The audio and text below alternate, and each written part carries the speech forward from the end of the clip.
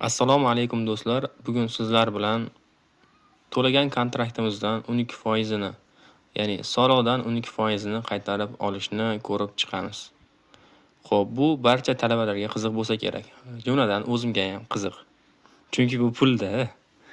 Xo'p, bu yerda to'g'ri videolar bor, qo'shimcha videolar tayyorlangan, lekin men hamma no taraflarini qayerga e'tibor berish kerak, shunaqa narsalarni ko'rsatib o'taman birma-bir. Agar video manfaatli bo'ladigan bo'lsa, kanalga obuna bo'lasiz va like bosib qo'yasiz. Agar izohlarda haqiqatdan ham zo'r ekan, oldim degan gaplar bo'lsa, juda ham xursand bo'lardik. Xo'sh, azizlar, mana bu yerda e-imzo orqali kirish joyi bor. Bu yerda kimni e-imzosi bo'lishi kerak, ya'ni soliqqa 12% qaytarib olishda kimni e-imzosi bilan kirish kerak degan savolga javob shu yerda berib ketaman. Ya'ni bu yerda kim kontrakt to'lagan bo'lsa, misol uchun men o'z ish joyim bo'lganligi uchun o'zimni etipam bilan kirib, ya'ni e-imzoyim bilan kirib to'ldira olaman. Lekin ma'lum bir o'quvchilar bor, ya'ni o'zlari ish joyi yo'q, ota-onasi kontrakt to'laydi. Xo'p, shunda ya'ni dadam yoki onam nomidan kirib to'ldiradi. Ya'ni farzandimga degan joyi bor. Xo'p, mana biz hozir o'z nomimizdan kiramiz. ETP orqali login qilamiz va bizga oyna ochiladi mana shunday. Bu yerdan xizmatlar bo'limini tanlaymiz. Xo'p, xizmatlar bo'limiga o'tganda jismoniy shaxsning jami yillik daromadlari to'g'risidagi deklaratsiya. Mana shuni tanlab bosamiz. Va bizda shunday oyna ochiladi. Xo'p, bu yerdan taqdim etilgan deklaratsiyalarni ko'rish mumkin. Avvallari. Xo'p, bizda deklaratsiya yo'q, yangi yaratamiz. Ya'ni avvalgi deklaratsiya bor, hozir yangi yaratishimiz kerak. Xo'p, birinchi bo'lib mana shu oynaga o'tib tekshirib olishimiz kerak, ya'ni deklaratsiya bormi, yo'qmi degan. Men qoralama qilib qo'yganman, boshini ko'rsatib o'taman baribir. Xo'p. Mana shu yerdan ko'rsatilgan polyalarni to'ldirib barchasini kiritib chiqishimiz kerak bo'ladi. Raqamiga o'zingiz qayerga, ya'ni qaysi raqamga SMS kelsin, ya'ni deklaratsiya qabul bo'lganligi haqida mana shunga yozib ketishingiz kerak bo'ladi. Xo'p, endi soliq turi mana bu yerda yana tushuntirib ketay. Qayta hisobot degan joyi bor va hisobot degan joyi bor. Mana shu yerda ko'rsatishingiz kerak. Ya'ni men hozir hisobot yangi yaratayotgan bo'lsam, hisobot yarataman. Agarda men oldin hisobot yaratib, unga topshirgan bo'lsam, deklaratsiyam rad etilgan bo'lsa, uni xatosini tuzatish uchun qayta deklaratsiya degan, ya'ni qayta hisobot degan bo'limni tanlashga to'g'ri keladi. Xo'p, saqlanish bosamiz va keyinga o'tamiz. Mana shu yerda xato beryapti, ya'ni sizning avvaldan hisobotingiz mavjud. Men uni qoralama yaratganligim uchun hozir ya'ni hisobotingiz mavjud deya xatolik beryapti. Hozir qoralamaga o'taman va uni sizlarga ko'rsataman. Mana qayta hisobot qilgan taqdirimda ham hozir avval bor sizda, shuni oldin nima qiling, rad etilsin yoki qabul qilinsin, undan keyingina yangi yarata olasiz degan xabarnoma chiqaryapti bizga. Xo'p, men taqdim etilgan deklaratsiyani hozir qoralamasini ochib, shuni o'zimni tahrirlayman. Asosiy ish joyingizni ko'rsating. Ya'ni asosiy qayerdan oylik olasiz va qancha olasiz, ya'ni kontraktingizga yetadimi, shuni tekshirish uchun so'raydi ular. Shu yerdan asosiy joyini tanlaymiz va mana bu yerda e'tibor berishimiz kerak bo'lgan joy bor. Faylni yuklang. Xo'p, mana shu yerda nima qilish kerak? Faylni yuklash deganda sizni yillik, ya'ni 2025-yildagi barcha oyliklaringiz jamlanmasi kerak bo'ladi. Buni my.gov dan olsangiz bo'ladi. Xohlasangiz ilovadan, xohlasangiz sayt orqali olishingiz mumkin. Xo'p, bunga Monadi orqali yoki ETP orqali kirish mumkin. Xo'p, mana shu yerda daromadlar degan bo'lim bor. Mana mening daromadlarim degan bo'limga kiramiz va shu yerda yillik ko'rsatiladi sizga.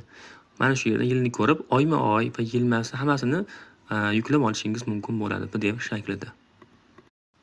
Xo'p, shu joyda yana bir narsani ko'rsatib o'taman. Canva orqali biz hozir joylaymiz, ya'ni shartnomaga nimalarni joylab chiqamiz, ya'ni cheklarni joylab chiqamiz. Xo'p, bu yerda давайте страница qilamiz, ya'ni yangi pejlar qo'shib ketamiz. Ya'ni menda 5 ta chek mavjud va 5alasini hozir yuklayman. Xo'p, 5 ta chekni hammasini joylab bo'lganidan keyin xo'p, navbatdan qo'yib chiqaman shunaqa qilib. Xo'p, endi o'zimizga qaytamiz. Ya'ni asosiy ish joyini tanlaymiz va ko'rsatilgan faylni yuklaymiz. Xo'p, va eslatmani o'qib o'tamiz. Ya'ni asosiy va asosiy bo'lmagan ish joyidan olingan to'langan daromadlar va ushlab qolingan jismoniy shaxslardan olinadigan daromad soliq summalari to'g'risidagi ma'lumotnoma ilova qilinadi. Ma'lumot saqlandi va keyingi tugmasini bosamiz. Hop, bizda mana shunaqa oila shakllanadi. Mana shu yerdan turini tanlaymiz. Hop, bu yerga hozir soliq imtiyozlari turi tanlanishligi kerak. Hop, boshqa turlar ham mavjud bizda, lekin bizga soliq imtiyozlari degan turni tanlab, shu orqali ko'rsatib o'taman. Hop, bizda mana shunaqa oyna ochiladi. Hop, agar imtiyoz bo'lsa tanlanadi va bu yerdan shuncha tur bor mana. Lekin mana bu tanlanish kerak, ya'ni 16.1. Ya'ni O'zbekiston Respublikasining professional va oliy ta'lim tashkilotlari shunaqa bo'yicha tanlanish kerak. Mana shu yerda talabaning sheri kiritiladi, ya'ni 14 talik Pinfeld kiritiladi. Hop, shu orqali sizning ma'lumotlaringiz avtomatik to'ldiriladi va fakultet nomlari, boshqa narsalar hammasi kiritiladi va mana bu joyga ham e'tibor berishimiz kerak. Ya'ni jami yo'naltirilgan summa, ya'ni qancha summa kontrakt to'lagansiz va qanchasi kontraktga o'tgan degan ma'nolar kelib chiqadi bu yerda. Hop, to'ldiramiz, uni to'ldirgandan keyin hisobga olamiz. Hop, pastdagi mana FM raqami, fiksel belgisi, bular majburiy emas, buni kiritishimiz shart emas. Hop, bu yerda ham fayl yuklash degan joyi bor, e'tibor bergan bo'lsangizlar. Hop, bu yerda nima yuklanadi? Bu yerda shartnoma, hujjat, ya'ni kontrakt to'lash uchun yaratilgan shartnoma va kontrakt to'lagan cheklaringiz, ya'ni isbot talabi qilinadi. Buni ko'rib chiqadi. Ko'p joyda deklaratsiya mana shu joyda rad etiladi. Ya'ni ko'plarda cheki noto'g'ri yoki chek yuklanmagan bo'ladi. Aks holda siz ola olmaysiz. Ya'ni deklaratsiyasiz rad etilib, qaytib ya'ni to'ldiraverasiz. Shunga e'tibor berishingizni talab qilaman. Xo'p, fayl yuklashni bosamiz va biz tayyorlagan fayl. Mana shu shartnomani cheklar bilan birgalikda yuklaymiz. Bu albatta cheklar bo'lishi majburiy. Aks holda deklaratsiyangiz rad etiladi. Xo'p, deklaratsiyani saqlaymiz va keyin yana bunday oyna ochiladi bizda. Xo'p, ushbu oynada yaxshilab qarab chiqasiz. Ya'ni sizning hamma ma'lumotlaringiz to'g'ri to'ldirilganmi? Aks holda noto'g'ri bo'lsa, edit qilib avvalgi sahifalarga o'tib to'g'rilashingiz mumkin. Bu yerda qancha olasiz, qancha sizning kartangizga tushadi yoki qancha to'lagansiz, shunga o'xshagan summalar hammasi keltirilgan. Xo'p, bu yerdan tekshirib chiqishingiz kerak bo'ladi. Agar to'g'ri bo'lsa, saqlashni bosasiz. Jo'natish bosildi va mana bizda tayyor deklaratsiya. Ma'lumot yuborildi deb o'zi chiqadi ham. Bizda yuborilgan deklaratsiya bor, endi buni javobini kutishimiz kerak bo'ladi.